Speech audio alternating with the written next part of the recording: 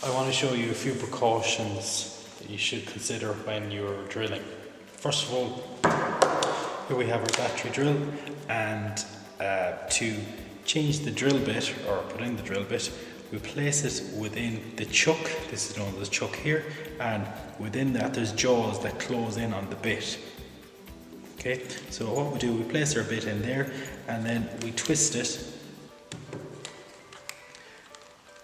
twist the chuck until the jaws start coming in on the drill bit, and then we keep twisting until it clicks, and that is the bit secured into the jaws of the drill. So what we're going to do is we're going to drill a hole in this piece of acrylic. This is 3mm acrylic, so it can be quite brittle, so we have to take a few precautions. When we're drilling, we always drill to a marked out position. When we mark out, for a drill hole, we don't draw a circle, we always draw a cross, so an X. An X marks the spot where we're going to drill, and then we select our drill bit to drill. So if I just place that in the vise and I started drilling, what would happen is that when I put pressure on that, what could happen is it could break here and it can bust out the back. So we have to alleviate that, and how we do that is, first of all, we get a scrap piece of wood and we place our material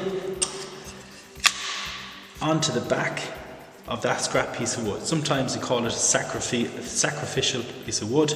Place it on the back. So what that will do is it gives it the material support, and also it'll stop when I drill through that hole here, busting out the back. Okay, so that's one rule that you should always do. Support when you're drilling is support the material with a scrap piece of wood. Even if it's a hard piece of material, support it, because you don't want it to break and you don't want it to bust out the back. Now the second thing you need to do is you need to clamp it. If I was drilling that on a table like this, I could drill it like this. What could tend to happen is if I was drilling that and the drill bit get caught in the material, it'll spin the material. And what that could do is it could spin really fast around and hurt myself or damage something, okay?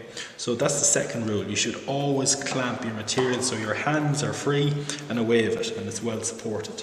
So what we can do here is just place it into the vise, and I'm going to keep quite low in the vise, a small bit, a little bit more, because again, the lower I go, the more supported it is, right?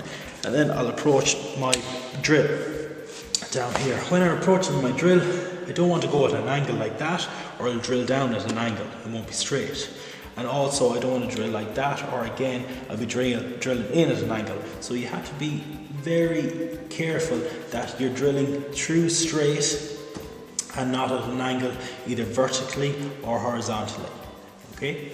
And then when I'm going down, I put a little bit of pressure and start my drill off. You can go quite fast then with the material and place through until you see the material coming, the wood particles coming out, you know you're through. Now, you'll get a tendency to stroke that drill bit to get that material off. Please don't do that. There's cutting surfaces on that drill bit and it could hurt you. Also, another tip as well, when we're leaving down our drill, try not to leave it like that, because what tends to happen, it'll fall down and break the drill bit. So place it down on the table like that. So we should have a nice clean hole through our piece of material. So that's our drilling. So again, when you're drilling any piece of material, put a bit of scrap material as like wood behind it to support it from busting out at the back and support it from breaking. And second one is always clamp it down hands free. Even if I did not have a vise, I would place it on a table and I would try to get a clamp to clamp it to the table like that so I could drill down on it.